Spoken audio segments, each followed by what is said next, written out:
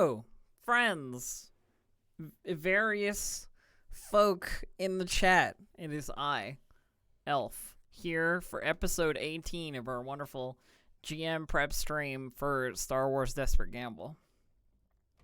I hope everybody's doing well. I'm feeling pretty good today, though I forgot to refill my water glass before I sat down, so it will be a parched GM stream, but such is life. We have in front of us an interesting situation that we'll see how the players react to, but I want to talk about how it might go, and like what might happen and what the reactions might be to the situation at hand at current, the cliffhanger that I left everybody on. Now, for those of you who don't know that cliffhanger, I mean, obviously you should watch the episode, but I'm going to talk about what that situation is here. So if you don't want to know, please, go and watch the episode before catching the VOD of this GM stream. But let's talk about it. So our players got a lot of cool resolutions, cool information, and like stuff revealed to them during last episode. We managed to get them from the Sunderer with the amulet all the way to the Force Ruins, where we then had them activate the very ancient Vodian technology that revealed to them that they could potentially restart the like Vodian civilization's sort of like growing process through using 4 of these amulets in total on Vode in various different like places. We only have 1 so far, so they can't do that obviously, and they took the amulet with them when they left, so as to keep it safe. But on their way out of the ruins, they were ambushed by Utico and a Chiss agent who was hunting for Xyle, and who found them through, obligation problems. The players weren't given any indication as to where the amulets were. No. My hope is that they will try and do some of the legwork themselves. I've said that the amulets are not far-flung, that they are within, like, the Vodian sector, is what, he who watches the sunrise, or the one who watches the sunrise, told them. Because that was kind of like the most general sort of statement I could make. But they're in a situation right now where they have a lot of guns, a lot of powerful guns pointed at them, and one of their allies has just been disintegrated. So Panakata, the leader of the Fog Wardens, was just recently turned to ash by Keld Shaw, who has, signed on with Utico to claim the bounty, right? If Zala's right there to see it, disintegrations are no problem. So the last shot of our previous episode was basically like, oh, it's my lucky day. Look, you brought the bounty with you. Zap. So, like, lethal intent has been established to a certain degree here. And they're in a situation where they have a lot of guns pointed at them that they can't. I don't think that they can defeat in combat, not by themselves. They would have to be incredibly lucky, and I would have to be incredibly unlucky for that to happen. Because I said there's Zala, Keld, and like 3 Utico goons, basically like with them. So that's like 2 sort of like named Nemesis level characters, and or probably like 1. Well, yeah, 2 possible Nemesis level characters and a couple of goons. So. And the Chiss guy, you're right. The Chiss agent is also there. He has a name too. We named him during the last episode in case I needed to have him introduce himself or had enough time to do that. His name is Prekesser Derje, which I think we will shorten to Kesserd, like Qeserd, because you want to go through the apostrophes in a Chiss name. So the great thing about Chiss names, and this is a Star Wars thing, is that they're all these ridiculously long, like, syllabistic names, like, where they have apostrophes in them. So like Thrawn, for example, their canonical name is Mithron, like long name is Mithron Naruto. And they always shorten it, and they always shorten it between the apostrophes. So like Mithra Naruto is like the apostrophes are within the word Thrawn, so to speak. So his name would end up being something like Kesserd, like Qeserd, like that. Yeah, believe it, exactly. But you know what I mean. It's they all have these like really long apostrophe-ridden names. Even Xyle has one, but Xyle has only chosen to share that with me and not with other people. So I haven't used it yet. I probably will use it when this guy talks to them. So I should remind myself of what it is to make sure I note it down. Because our boy Kesserd is there only to hunt for Xyle, because Xyle is like a criminal having fled the Chiss ascendancy without permission. And the Chiss are super isolationist, and they don't like being known to the galaxy at this point in the history. And so it's kind of like leaving North Korea. You know what I mean? Like, you're not supposed to do it, but these guys will send people after you, basically. So yeah, this Chiss agent is here like to deal with a problem. And the problem is that Xyle is free. So the immediate like conflicts that we're having right away are manyfold. Allow me to illuminate. One is our boy Omni Brogbo technically has a Republic bounty on his head, or their head. Our boy with an I, Omni Brogbo, technically has a bounty on their head from the Republic because they stole a starship from a Mon Calamari like recycling facility, basically. So if Keld knows about that, that's potentially more conflict, like bounty hunter wise, for Keld to want to cash in on, right? But I have said before that Keld only takes criminal bounties, like from the Hutts and so forth. That Keld isn't really like an Imperial or Republic sort of like facing bounty hunter. That she's done some official bounties from like governments, quote unquote, before, but that generally she takes on like illicit bounties these days. So maybe that won't be something that comes up, but it is worth noting that like Omni is someone who is in official trouble. You know what I mean? And yeah, the other thing is like Panakatao is 100,000 credits payout. That's not nothing, and like maybe she's satisfied with that and doesn't have to make any more trouble for them. Though she's more than willing to use the disruptor pistol if she has to. So like yeah, Omni's there. Xyle is gonna have to deal with Kesserd or like have some kind of private conversation. I want them to have a sidebar because I think what I'm gonna do with Kesserd is say like, you have two options. One is that I violently arrest you and drag you back to the Ascendancy.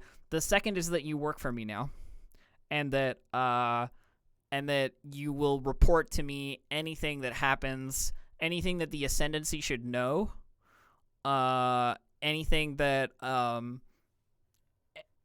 could be disruptive to our like government or our system. I will be back, and I will be looking to report. You know. Report in with you.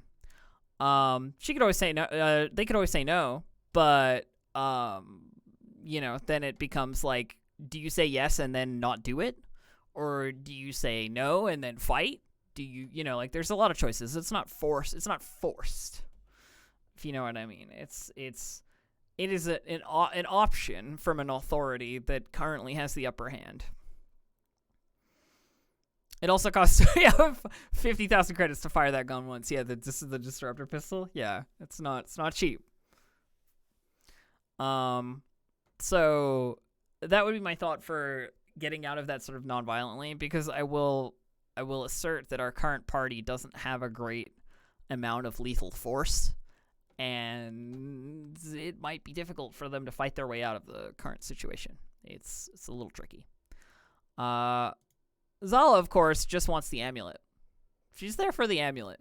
She being the person that she is, being force sensitive, being connected to a lot of the documents that have been written about Vode, being just generally like a bad guy with a plan, wants the amulet. What if they decide to run back into the ruins? It's possible, you know?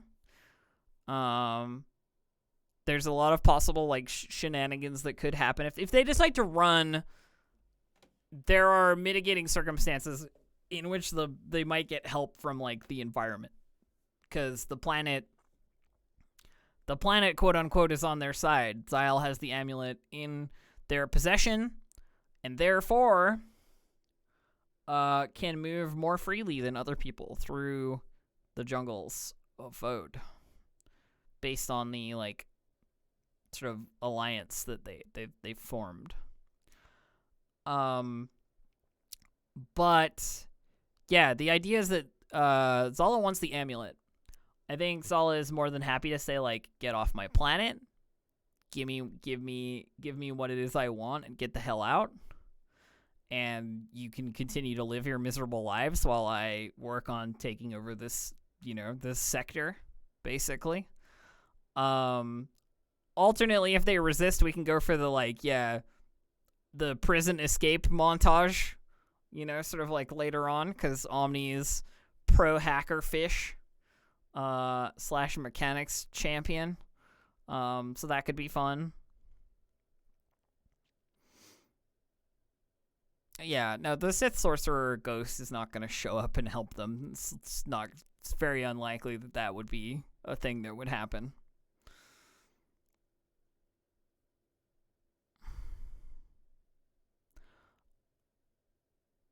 Decide to ride the Rancors. Hey, the planet's helping us. Sure, the Rancors will too. Isn't Mabel considered too essential to harm by Yutiko? Yeah, the thing about Mabel is it's like Mabel isn't considered by Yutiko to be in the gross way that we've talked about how we want robots to be people in this series. Like, our villains do not consider Mabel to be anything but an annoying piece of equipment, mostly. She's very useful, but she's just like an ornery. Yeah, she's an ornery, valuable, mishandled piece of equipment. Which they're not gonna want to damage, right? They might do the whole maybe it's time to start considering some memory wiping stuff or whatever, that kind of thing, and then it's we threaten that, and then it'll never actually come to pass because Andrew would not let it come to pass, which is good, sort of thing. I wouldn't want to do it. But it's that whole sort of situation. Mabel is probably the least in danger of the three party members, because for Xyle there's the threat of the Chiss agent and what they want, as well as the amulet is in Xyle's possession, and Xyle will need to either give it up or run. It's kind of the options. And I don't think Xyle is going to hand it over. The other thing is that any conflict that does happen, I'm going to try and keep as non-lethal as possible. The system is pretty good for knocking people unconscious rather than killing anyone outright, unless you're using weapons like disruptor pistols or whatever, where it's just and you're dust, zap, kind of thing. Or lightsabers, good luck not killing someone with a lightsaber. But there are plenty of ways to make it a non-lethal encounter and a capture and take the valuable item away. Now, I want to be careful with you got this cool thing, now I'm going to take it away from you in the next episode, because I've had this happen to me in games, right, before, where I get a cool thing, and then that thing is in a scripted sequence immediately taken away from me in a gross, annoying way that I can't do anything about, right? this scene does not only end with Zala getting the amulet. They can escape, this situation. I'm not setting it up to have that happen, basically.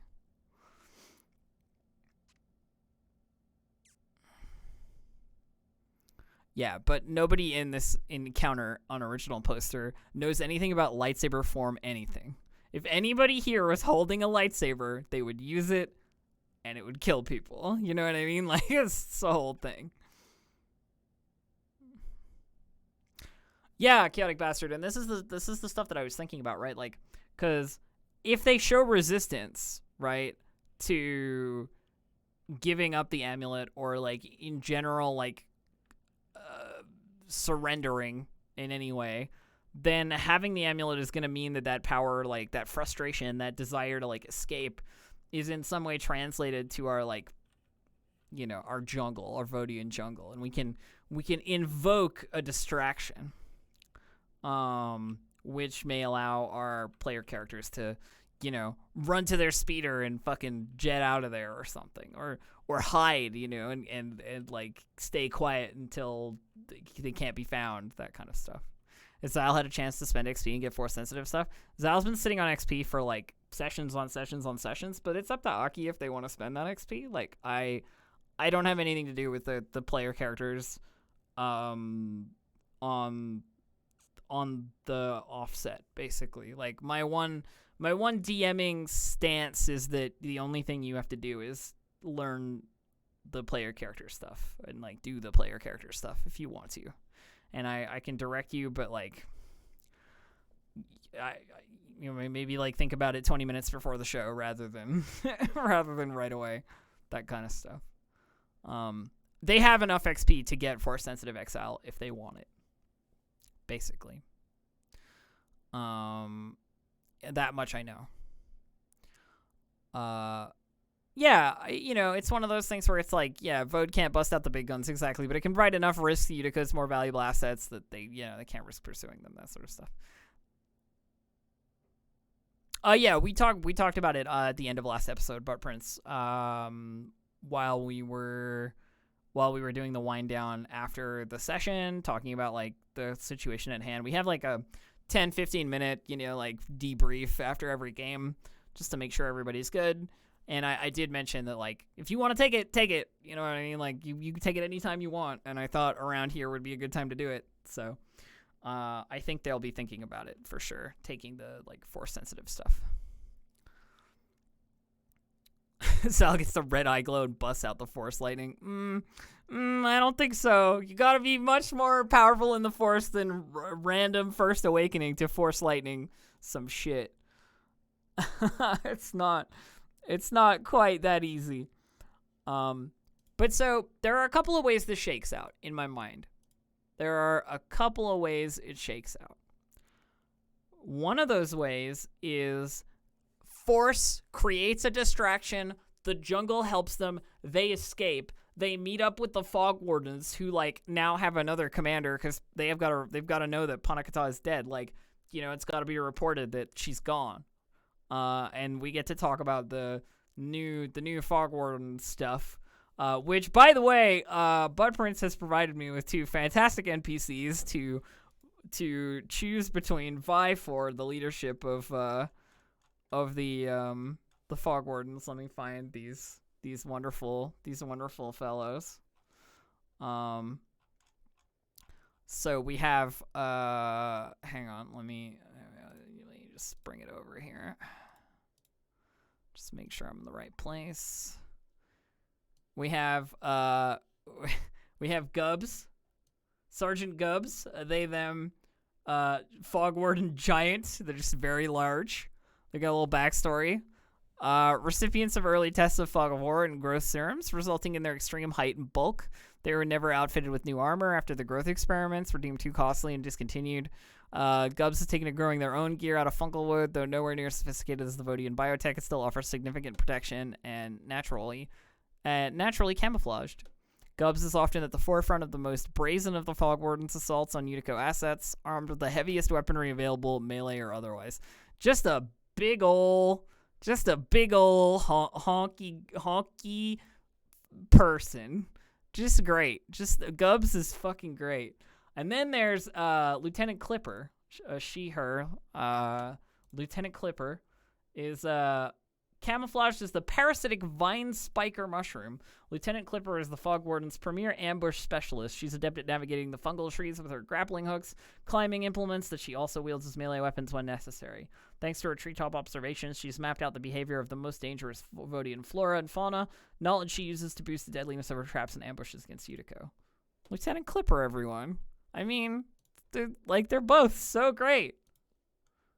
Clipper and Gubs are two sort of like possible heirs to the leadership of the Fog Wardens.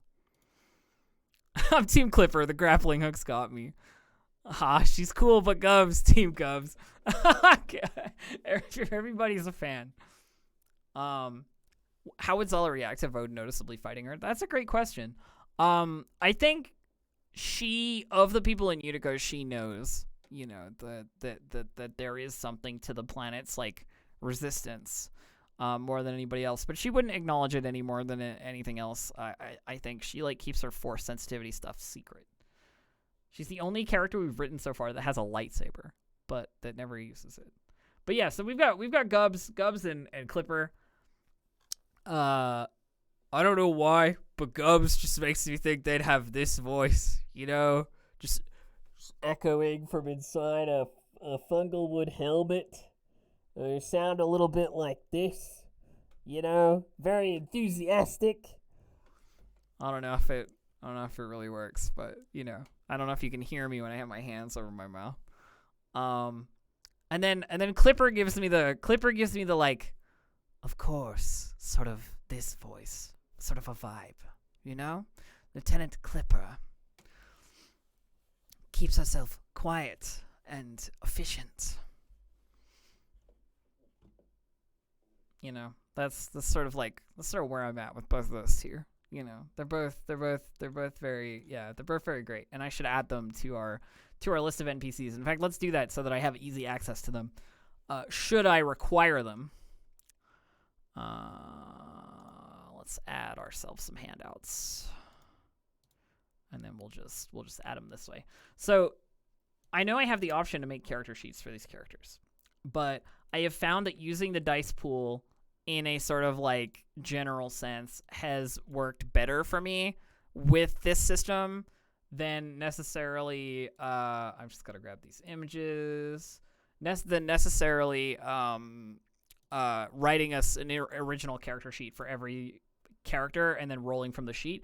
It's been easier to just utilize the dice pool and then have references and handouts to like who they are and what they do, you know.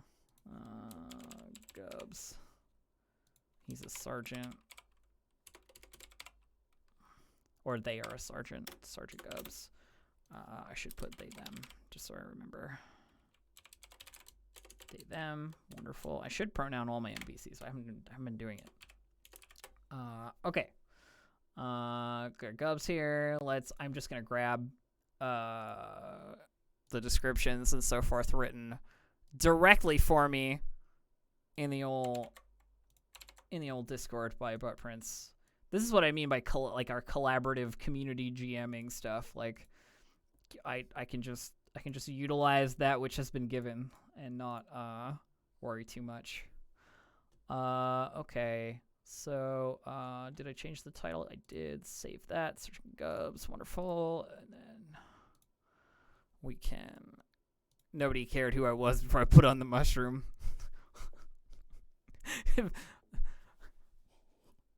I was born in the jungle, molded by it.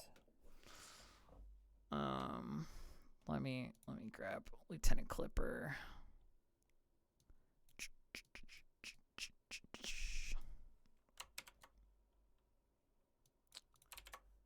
Clipper, oh, there's a way. I remember I've forgotten how to do it. It's how do I do it with no formatting again? The copy pasting with no formatting. Somebody will remember in chat. Somebody told me last week how to do it, and I've forgotten. Much to my shame.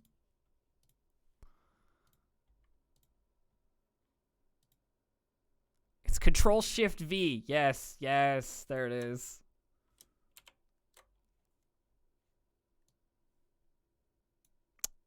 There we go. It didn't actually do what I wanted it to do, but that's fine. That's fine. Gotta control first. I thought I did, but it... Oh, I pressed the wrong button. No, still came out like that. That's okay. That's fine. I'll just do it this way. I won't worry too much about it. There we go. LMFAO elf. Wait, what? What? I don't know. Stuff I don't know. I'm not, you know. I'm not a genius of all things. Okay, there we go. Bang, bang, bam. Lieutenant Clipper in there. Let's move them down. There we go.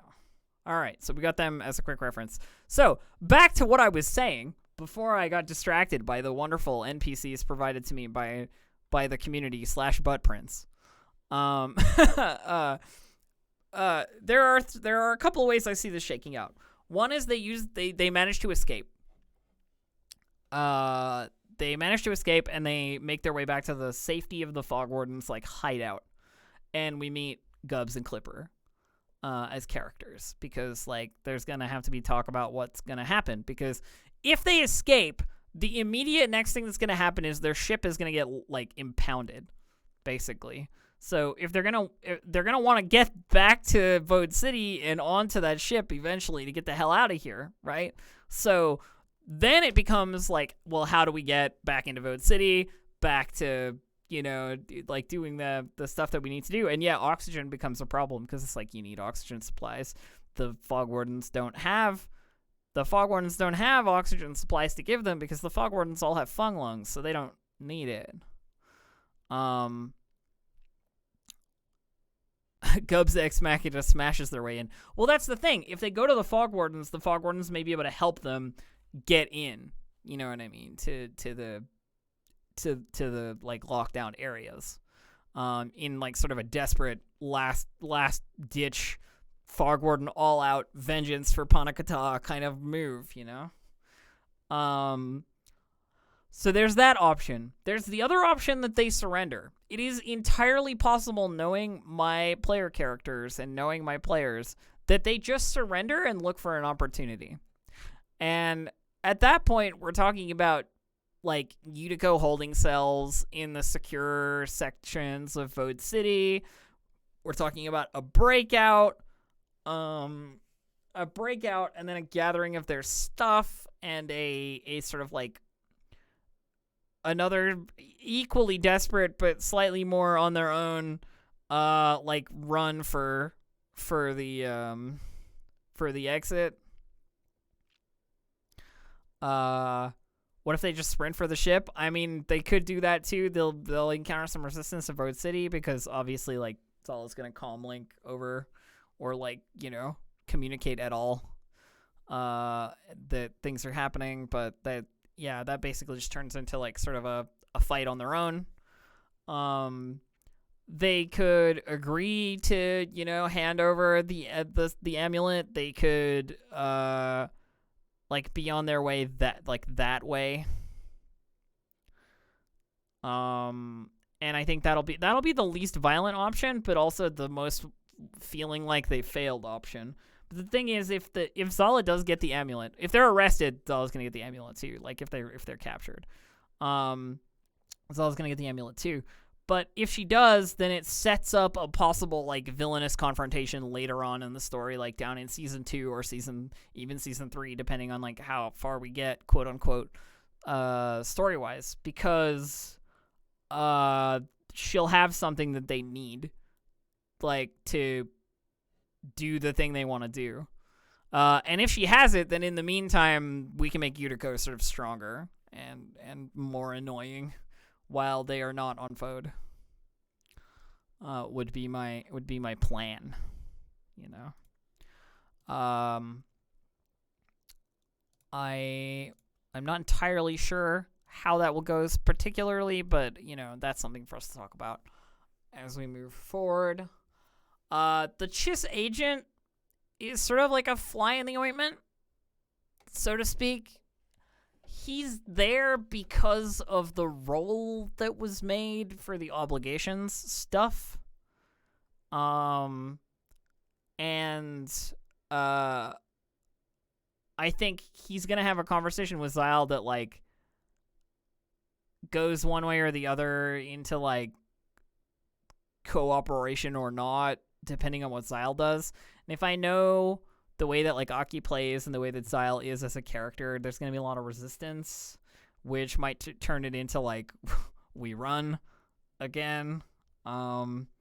I also think the only person they really need to arrest is Zyle in the end, because Zyle is the only one.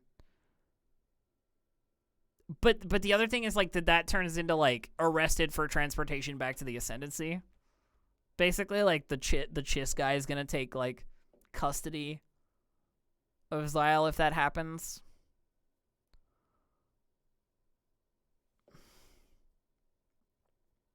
Yeah, I mean, it is possible they could escape from the vehicles on original.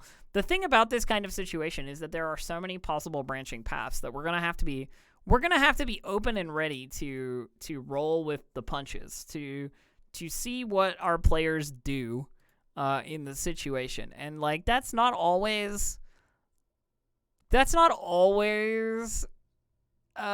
do you call it? Like easy to do, obviously, like improvisation. But because of who I'm playing with, I generally feel like I we're in a good zone when it comes to that kind of stuff. The thing that comes to my mind as well is that we're within maybe an episode or 2 or 3 of like a season closer, you know what I mean? Like the escape from Vode in general after this like conflict is going to be sort of like climactic, or we want it to feel climactic. And then, I can spend a little bit of time looking for a cast member to join us for the second season, which would be my plan in between. Anybody useful to outline what the NPC's plans are? They change based on whatever the players do. That way there's something solid to play off no matter what. Yeah, I mean, that's why I'm kind of talking it through with you right now, right? I'm thinking, like, the players could do this. If they do, this is what will happen. This is what the NPCs will do.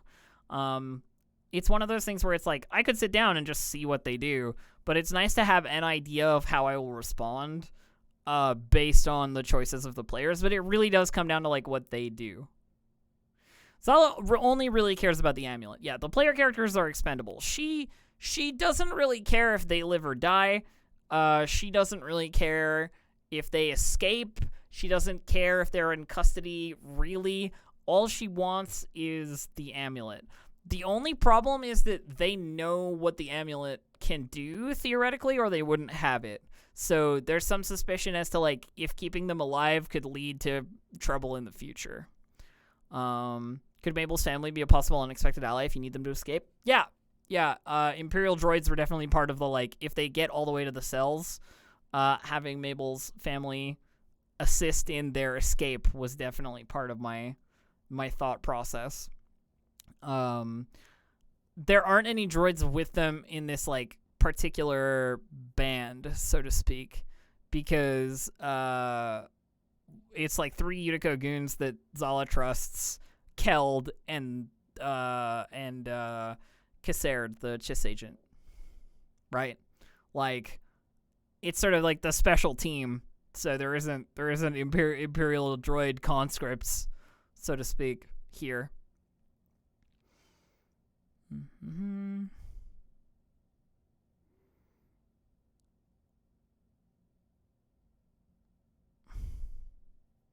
Yeah, I think the main thing here is Zala wants the amulet. That's why they're here being ambushed, basically. That is numero uno. Keld is here because Keld is a fantastic hireable muscle. The thing with Panakata was entirely incidental. It's unfortunate that she had to die, but when they brought her along, I knew it was going to happen, basically. Because I knew Keld was going to be there. So it's like that was kind of just a lucky day thing for Keld. Keld's there to point a disruptor pistol at people and make them do what she wants them to do or what Zala wants them to do. Our Chiss agent Kassaret is there to negotiate with Zyle aggressively, you know. Could the PCs hire Keld on the spot? We'll pay you X amount to kill Zala. Well, can they pay more than 100,000 credits? Like, they could try, but they don't have that kind of money, right? Like, Zala's going to pay out 100,000 for just, like, the one zap on Panakata, right? So, if they had the cash, then, yeah, Keld would be all about that. She doesn't care, right? But they don't have that kind of cash. They could definitely try. If they want to try and bribe her, I'm willing to see how it goes.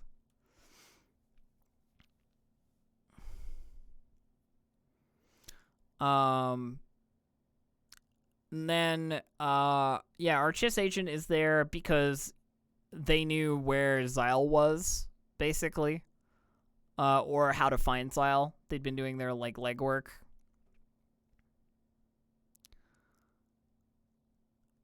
Yeah. It sounds like the crux is, do they keep the amulet or hand it over? Just trying to narrow the scope of possibilities a bit because this is wide open. Yes, correct. Yes. And yeah, we have Kryno in our back pocket to use as like an out if they get really, really stuck. If they get really, really stuck, I can have Kryno, do something. I don't want to necessarily do that using somebody's like old player character to do anything, but like if it so happens they need it, I have it in my back pocket. Yeah, the crux really is, do they keep the amulet or hand it over? If they hand it over, then Zala is done with them. There is no conflict to be had. Then the only problem is the Chiss agent who is going to want to talk to Zyle, right? But like, he doesn't have the official backing of Yuriko, and they're not going to help him. He's just there because he's an extra gun who also wants to interfere with Zyle, right? So if they hand over the amulet, there is no issue. It's sad. It's kind of a defeat. They haven't had many like straight up losses, so it's nice to sort of like throw a curveball at them. And I think the conflict is mostly over there. Zala will gloat. Zala will say a couple words about how this is going to change everything. And then, get the hell out of there, basically. Jump back on the speeders and head out. She's got a lot of ego because she's a lady who knows that she's got some power. Just so you guys remember, this is our lady, Zalarax, art by Flying Scurious on Twitter.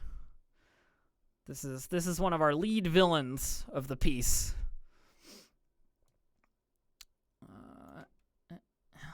She's great. She's super cool. I like her a lot. Our Lady of Aggressive Stabbing. Yeah, she has a very fancy knife and a very fancy gun. And she's just generally just a lady you don't want to fuck with. She's, in her like late 40s and theoretically killed her father to gain control of the company she owns. Nobody can prove it, but that's what people say. Yeah, I think there's a little bit of that like well, apologies, but we played you and it's just business sort of an approach to if they hand over the amulet, right? Like that's how it'll go. It'll be like I'm not really sorry, but sure, take care of them and we'll go deal with stuff. Sort of an approach. Then if they run, I'm going to give them a bunch of circumstantial bonuses, like running through the jungle, obviously, with the amulet.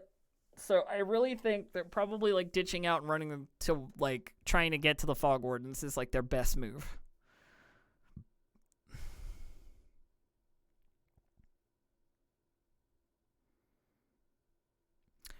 Yeah, I mean, I'm going to give them more than one opening, Chaotic Bastard. You know, like, my narration is going to hopefully provide them with a great many options to, like, do things. But to a certain degree, like, I also need them to, like, choose to do stuff, you know? When it comes down to, like, player interaction, you want to move the scene as if your NPCs are you're playing your NPCs as if they are the people that they are. And the players will do what they're going to do, right? It's been enough episodes that I don't feel like I need to hold their hand through every possible solution. It's kind of where I'm at, you know. I don't think I need to flowchart it out. It's just good to talk. It's just good to talk about it because when it comes up, I'll have an option and I'll have thoughts about what I want to do. Making an actual like plan and putting it down on paper, I think would be like disruptive to them making strange decisions I haven't thought about, right? Because if they choose to do something that I haven't planned for, then yeah, I think avoiding Deus Ex Machina is probably best. Honestly, yeah, I don't want to give them a straight up victory that they didn't earn or that they didn't do themselves. You know, that's definitely not intended. Yeah, I want this to be like they roll some dice, they succeed, they fail. Not something happens that forces a success or a failure. If they want to try and convince Kel to help them, I mean, yeah, 3 reds, have fun, like sort of stuff. Like you can definitely try and do these things.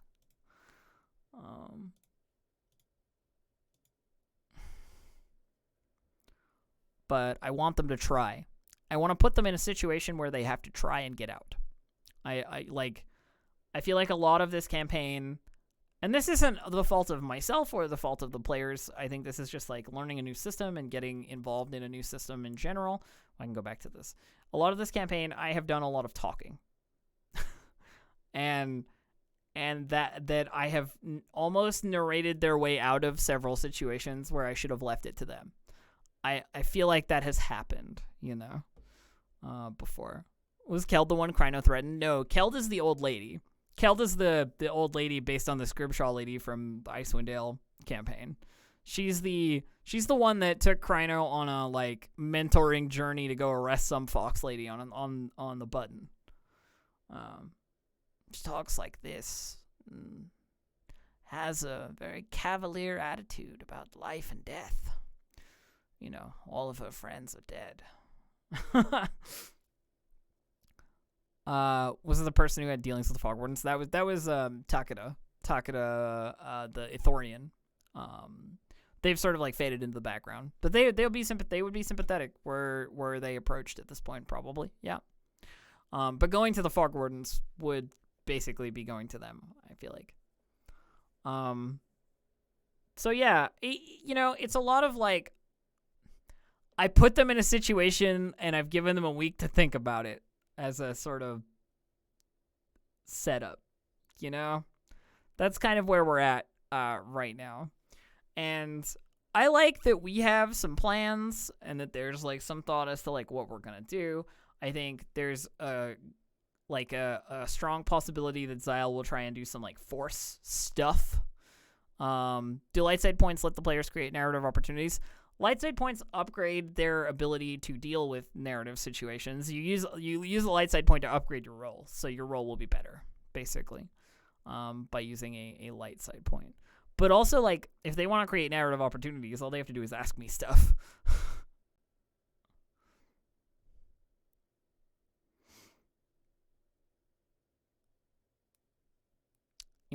All they have to do is go like, well, can we do this? Or, how does this look? Or what have you, like inquiring into the situation.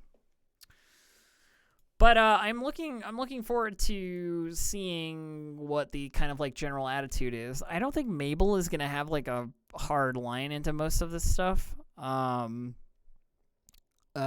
Because I think Mabel's like main approach with all the like Vode stuff has basically been like, it doesn't super matter as long as the droids that I like and enjoy stay safe. You know.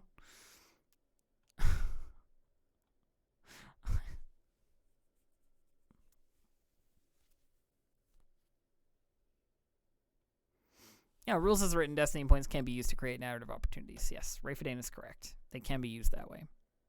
But like, if you want to create a narrative opportunity, you can just ask me. It's okay.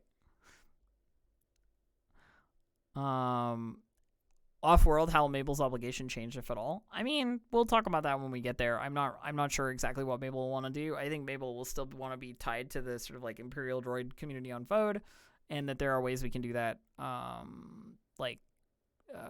freely without having to worry too much about what that looks like, you know, in terms of how are they, like, them just being able to communicate with Imperial droids on Vode. That's all that needs to be capable. They need to be capable of to continue to have the obligation, or be able to send them credits or what have you. Like, it's still perfectly fine. Also, during the period on the Sunderer, we set up Erdau as a particular location that might be where Director Kadak Torag is. Erdau was our when we did our stream that was like, let's develop three systems. Erdau was our least developed system. During that time, which was like nuclear winter imperial base, like, planet. And I think I sort of like set it up as a potential like bad place, like a potential like prison/research facility that the Empire is running under Mabel's old boss, right? Like, and I have the holo recording that Mabel pulled off of the Sunderer's like databanks, which will confirm that it is the location where Kadak Torag is located, where Director Torag is located on Erdau.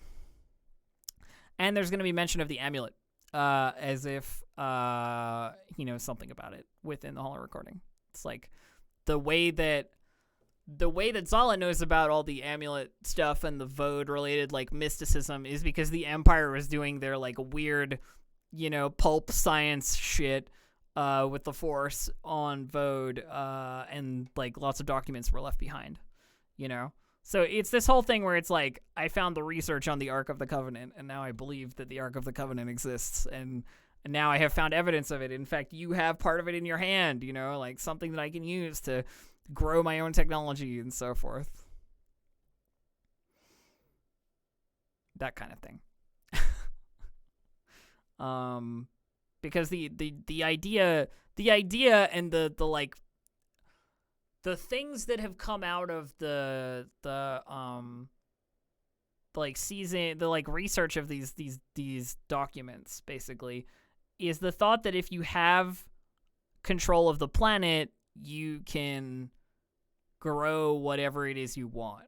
And that the ancient Vodians were incredibly good at growing any kind of tech that they could desire. And it would be easy to make a fleet of homegrown bioships to fuel an invasion of the local systems, if you had control of Vode. That kind of thing, you know? Whether or not that is actually possible, if you have all of that stuff, then that, you know, we don't know. That's what the Imperials were like researching when they left. You know, it's like a Vodian Starforge. More Starforge than Death Star. Drummer Boy, you know, like growing equipment without end, growing ships, growing whatever it is you need. You know, by the whim of the jungle. Is sort of my thought. Like, that's what they want. That's the evil version. The good version is that you use it to restart like Vodian growth, you know? And the ancient Vodians themselves come back and retake the planet for themselves. Growing old, holding hands in the fog. Saw Enchanter make a little fungal log cabin. Yeah. Yeah. Yeah, I mean, there's a lot of evil possibilities. Chaotic Bastard, Yutiko, they have forced terraforming other nearby worlds, Vode stuff, ramp up production. Like, there are ways you can use this technology in quote unquote in an evil fashion, and the idea is that we present that as a possibility, right? And like, I can talk about that in the gloating. If Zala gets her hands on the amulet, she can be like, "You don't even know what you have here. Let me tell you what you have here." And then do the whole, like, this is what I'm going to do now that I have, once I have control of all of these, like, things. I can do my evil villain monologue if she gets control of the amulet. So that's fun. I do like evil villain monologues. Other stuff we need to talk about. Is there anything in particular I need to address? I don't think there is. There's the whole, like, Squeaker is gonna be mad you just, like, ditched the race thing, but that is such a minor point now, given that there's all of this other, like, world ending stuff that, like, the Red Fog Raiders are mad at you is hardly an issue. Like, we don't need to get into it. Small bounty, just put a little threat meter on there. It's fine. It's no problem. Maybe a black eye in the racing circuit. Yeah, you're not supposed to sign up and then not show up. It's kind of rude. It's kind of a rude move. And I mean, there's opportunities for, like, stuff like that to happen on original poster where, like, the Red Fog Raiders attack them while the PCs are in the midst of, like, something else, or, like, there's plenty of fun possibilities. But anyway, I don't think that there's a whole lot more I need to go over. We've already got quite a lot of good stuff for the Promenade and Bezel in the Discord, the two places that we've decided one of the amulets is each. Bezel being this, like, tropical rich people vacation planet with, like, artificial islands, and the Promenade being a space pirate haven space station, quote unquote, that is actually just, like, 6 capital ships welded together by a mysterious droid force called the Scrap Hive. So some thoughts, I think moving forward, some thoughts about Erdau are probably the thing we need to consider if we're, like, trying to balance out our entire vision here. Erdau being this, like, very nuclear winter, like, terrible weather, awful place, secret Imperial research facility / whatever we want, military base / we just got to think about some crazy empire shit to fill in on Erdau. Erdau's a privatized prison now. Ooh, it's like it was an Imperial holding facility, but now it is, like, in some way a privatized location. Yeah. I like that. That's that's got some potential. We gotta try and loop the director in there somewhere. But it definitely works. I definitely like it.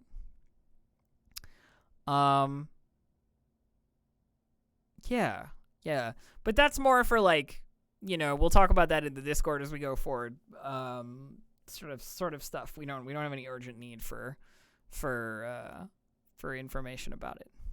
But yeah, so, my dear friends, if you don't know, this wonderful show, Star Wars Desperate Gamble, has its own Discord server where we talk about NPCs and locations and possibilities and all sorts of GM style stuff, and I pull a lot of fun information and community driven ideas from the Discord, and we use them. Lots and lots of stuff has made it into canon. I mean, you saw just today we added Sergeant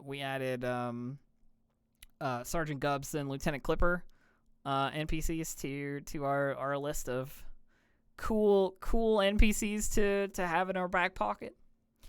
The other thing that has been coming out of the Discord recently that has been really fun is rollable tables. So the most recent rollable table that came out of the Discord is Chef Hef made a huge table for dishes our favorite Road City cook could be making, you know, and this table goes all the way from like Camino clams to Ryloth roots to Nabu natto to Organa and jackfruit, some Faline fennel. You know, it's just like cool foods that could be being cooked by any by our local Vodian chef, which I think is fantastic. Just like fun stuff, you know, that comes out of the Discord, and we have a good time in there. So there's a Discord, yeah, and that Discord also fuels a wonderful wiki page where we keep up to date on like what stuff from the Discord is canon, what's not. It helps me organize things. It's very, very cool. Yeah, I couldn't do hardly as much. I couldn't do hardly as much without the community also helping me out. It's very cool and helpful, and I appreciate it a great deal. All you wonderful, passionate folks. The other thing is, of course, I guess I'll just like wind it down. The other thing is, of course, you can find me wherever. If you're like, I have a great idea and I need to find Elf and talk about it, you can message me on that Discord. Obviously, ping me, feel free. Or you can go to twitch.tv/distractedelf or on Twitter @distractedelf and hit me up.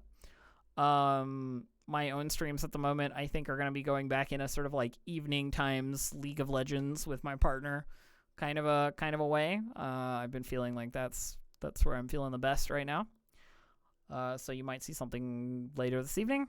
What else? Roll20 stuff, obviously. Roll20.